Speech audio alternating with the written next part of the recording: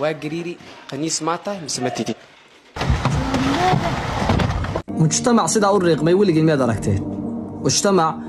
لو يدينا لو ديرنا يلي هادوكم خريس باتاي مسمتي marka wuxuu sugayaa inuu yiraahdo haa wana hayo kale uu ka sugaya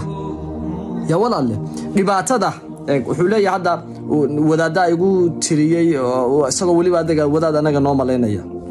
wuxuu leeyahay ayaga saad igu tilmaamay ma ihi cidina kuguma tilmaamin wallahi hatta shacabka Soomaaliyeed kuguma tilmaamin rafara badan ba yani baraha bulshada ku jira laakiin adiga qaabka waxaad u dhaqantay xeerka ragga qaab ka baxsan qodob weeye mid labaad muuqaalkan waxaan la yaabay oo aan ka faa'iiday wacyiga ummadda Soomaaliyeed meesha ay marayso bariyan Muqdisho tagaba waxay ku dhijireen wariya waxay ku dhahay waa ku wareysanaya caan baatay wareysi baan ka qaadaya waan fikiray waxa leeyahay horta kale in adiga ku wareystaan faa'iidada bulshada ugu jirta maxay tahay anigu maanta